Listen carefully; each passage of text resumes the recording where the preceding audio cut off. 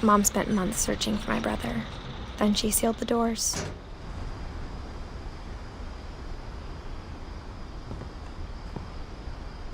Whatever Milton had found in the house, Mom didn't want it getting out.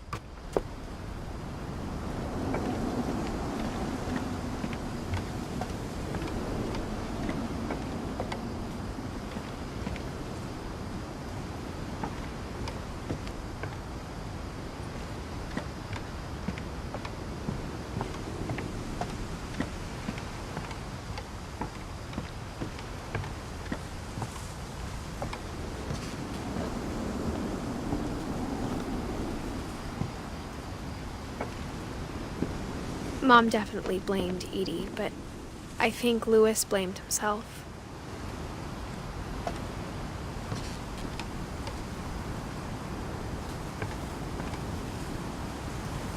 After he graduated, he just spent more and more time in his room, until Mom got him a job at the cannery.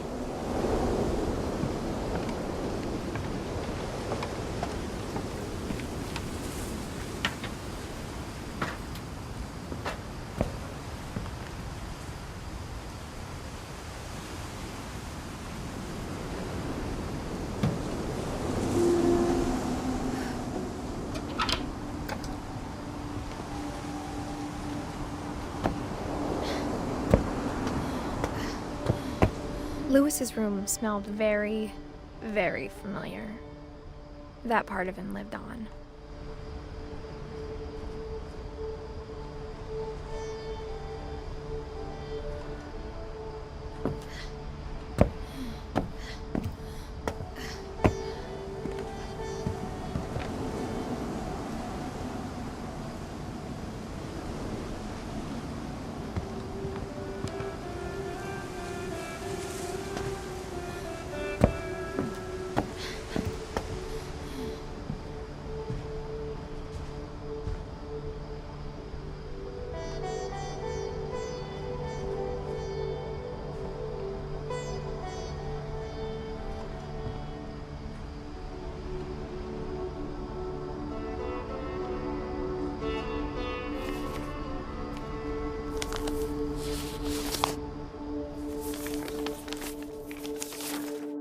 Dear Mrs. Finch, as Louis's psychiatrist, I can understand your desire for an explanation. As I see it, the trouble began in January, shortly after we convinced your son to seek treatment for substance abuse. Newly sober, I believe Louis first noticed the monotony of his daily life.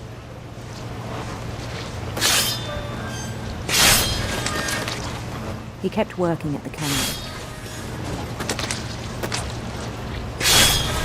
But he withdrew part of himself. In our sessions, I saw the same behavior. His mind began to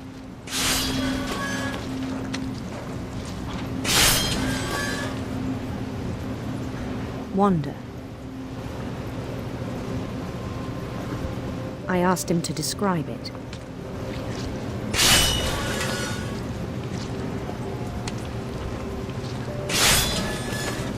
He said he started small, imagining a labyrinth. He'd feel his way about. Then something moved. Bats. And toads.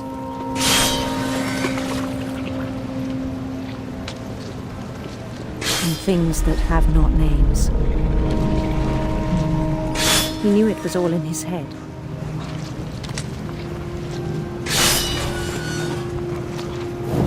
He took it very seriously.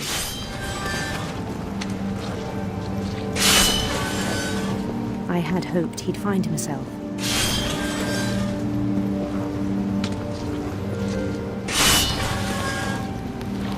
But he found something more. I worried about him then. Daydreaming at the cannery. I spoke with his boss. But he said Louis had become a model employee. Methodical, tireless, focused. Like a whole new Louis. so I let him go on.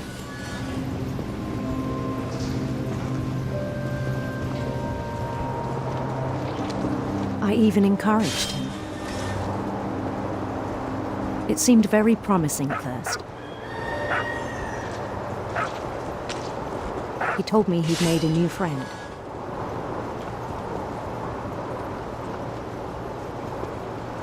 On the edge of a city he named Louis Topia. He built the city up slowly, brick by brick. Then he made musicians.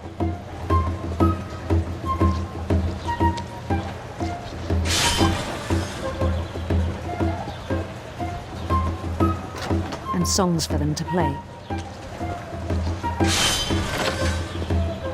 He talked about starting a band. And he was always humming something. Every day his imagination grew stronger.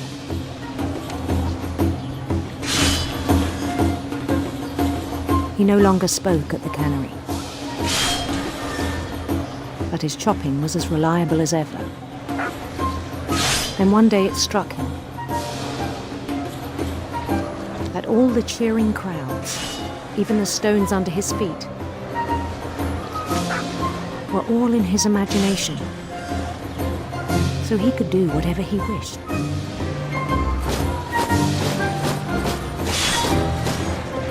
He held an election for mayor. And he won. They begged him to stay, but his mind was already wandering. It became a game for him.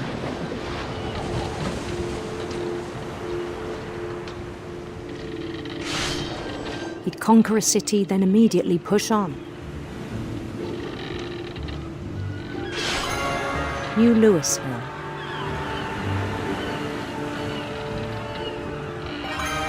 St. Louis. He started drifting away from our reality.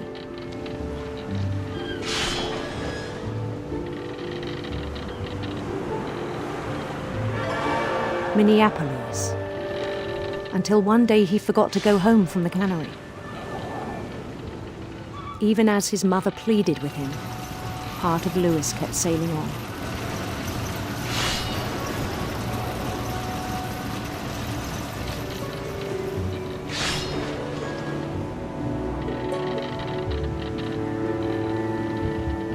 In Louisburg, he heard rumors of a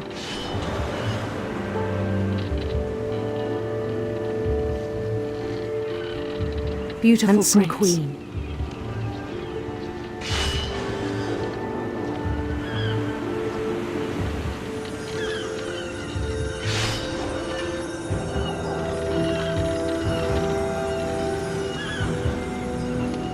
The queen was on her own quest for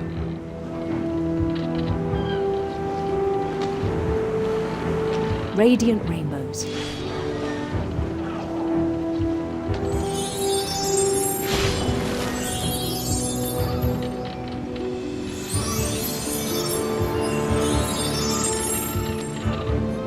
He followed the sound of her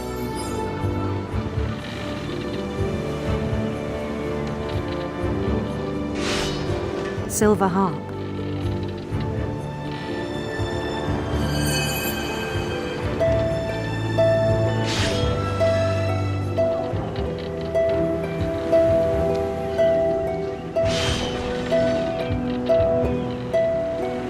His chase led him to a golden palace east of the sun and west of the moon. Even then, his logic remained sound.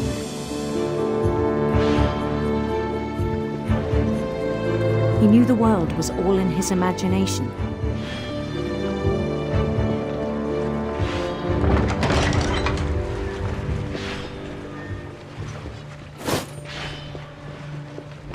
But he was so proud of having created it. In his own eyes, he'd become something greater than a king.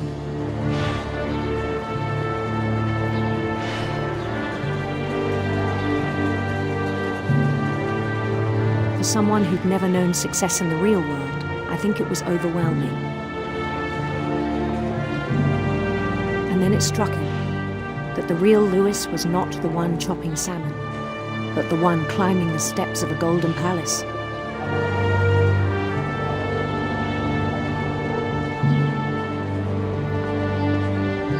My imagination is as real as my body, he told me.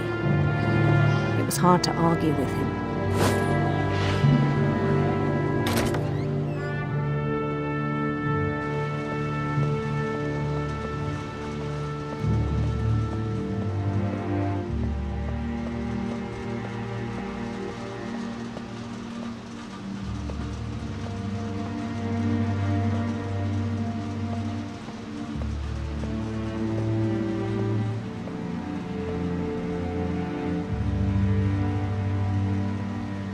We began to forget the world we know.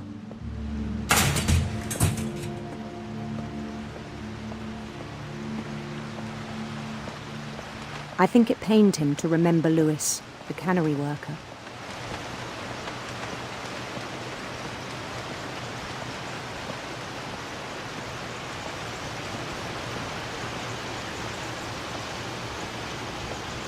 He began to despise the man with a royal contempt.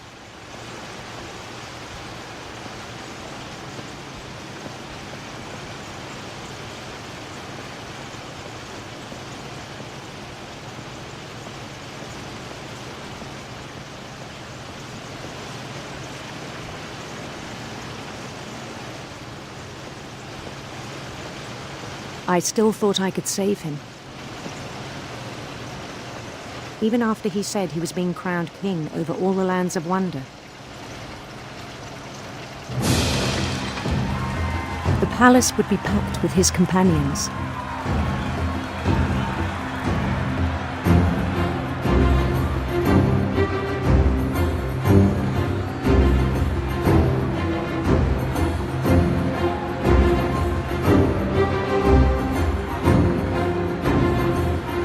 Including the wise Calico who insisted on inviting me.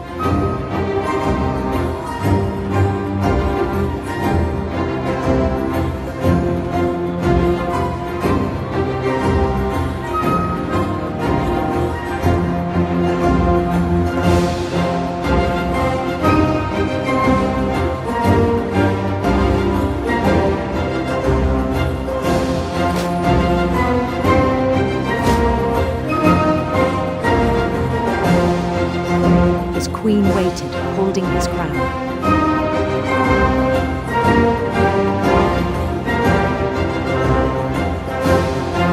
There was only one thing left to do.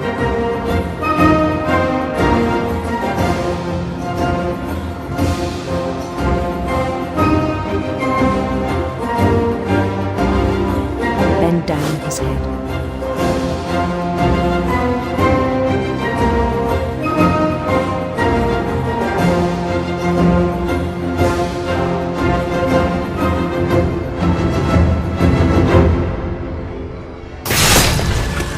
I think you know. Mrs. Finch, your son was a kind man who will be missed by all of us who knew him.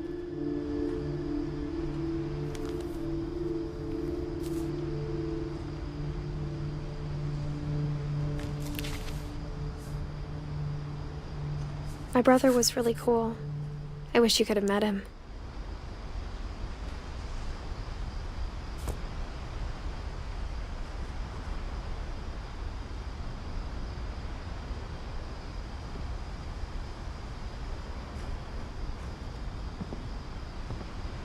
Lewis and I spent a lot of time playing games together, but he was surprisingly bad at them.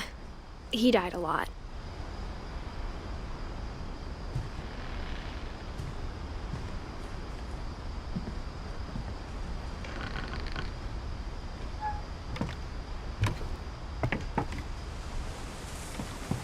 On the way back from Lewis's funeral, my mom told me to start packing. She waited until the day before we left to tell Edie.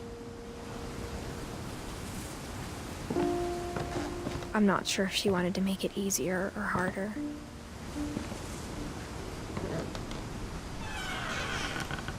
I wish we'd stayed. but I understand why we left.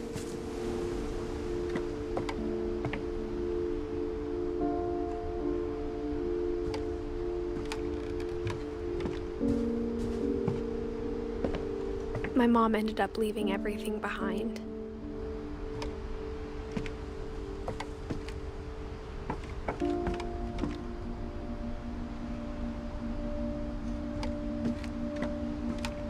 What happened that night had been coming for a long time.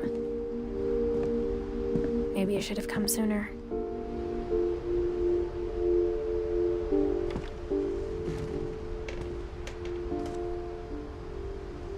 But it had to end one way or another. All that's left now is to tell you about that last night.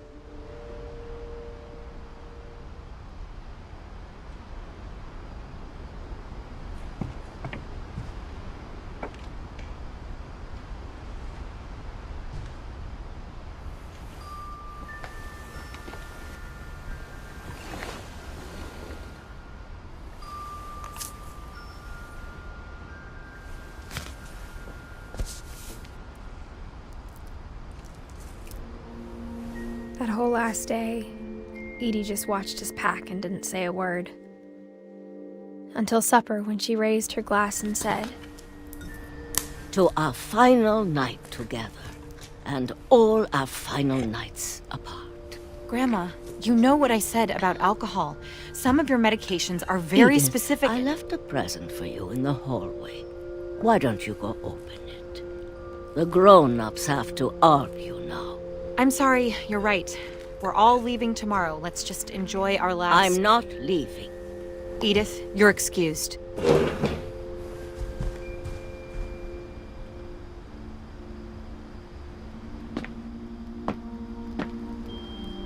the power had been shut off that morning, but Edie always had plenty of candles.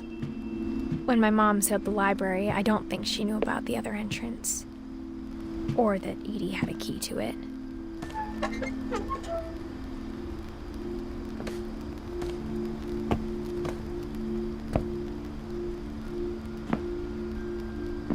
That thing you're afraid of isn't going to end when you leave the house. Edith has a right to know these stories. My children are dead because of your stories. I think it's best if Edith and I leave tonight.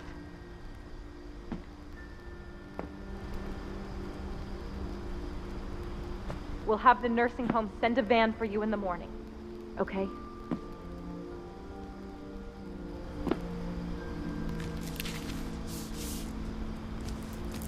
Dear Edith, there's so many stories I wish I could tell you, but there's only time for one. This is about what happened on the night you were born. That night, the tide went way, way out.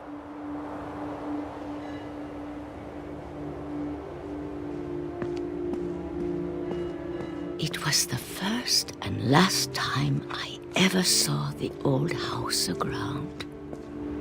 There'd been an earthquake out in the middle of the ocean. They called it the lowest tide in 1,000 years. God, it smelled awful. You know, I've seen that house every day of my life.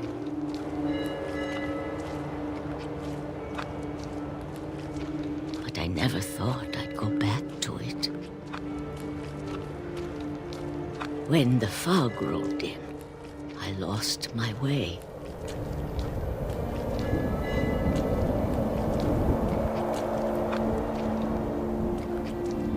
I got turned around.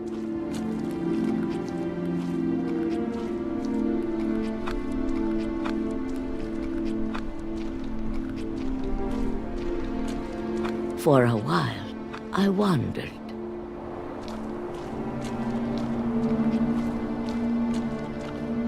I started seeing things.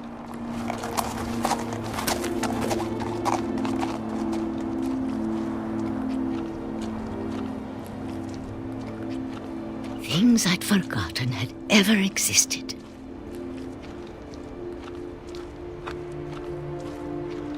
But when I saw them, they felt like old That night, a lot of things came back to me.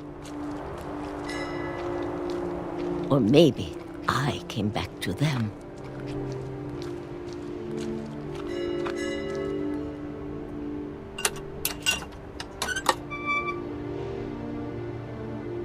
Things I can't explain, but that I need you to try and... Edith, what are you doing in here? It's mine. Edith! Mom, you're gonna rip it! Let go! I kicked and screamed, but Mom dragged me to the car. I never saw Great-Grandma Edie again. The next morning, the van came to pick her up, but she was already gone. After that, we moved around a lot.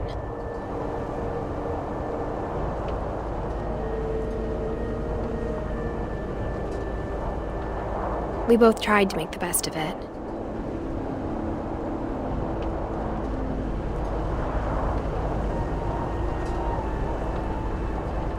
A few years went by.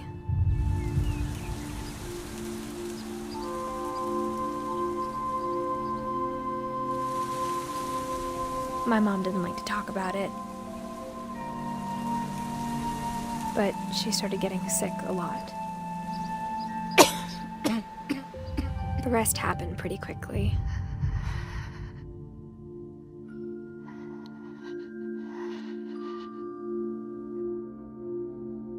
She got better for a while, and then she didn't. And then I was alone.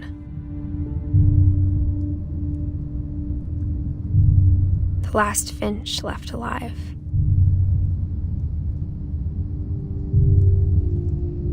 Until I found out about you. I'm still not sure what to tell you about all this. If we lived forever, maybe we'd have time to understand things. But as it is, I think the best we can do is try to open our eyes. And appreciate how strange and brief all of this is.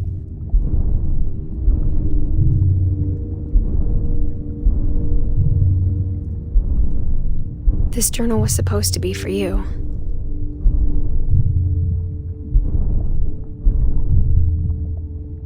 But now I hope you'll never see it. I just want to meet you and tell you all these stories myself. But I guess if you're reading this now, things didn't work out that way.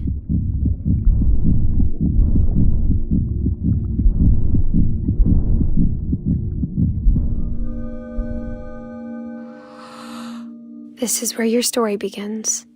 I'm sorry I won't be there to see it. It's a lot to ask, but I don't want you to be sad that I'm gone. I want you to be amazed that any of us ever had a chance to be here at all. Good luck.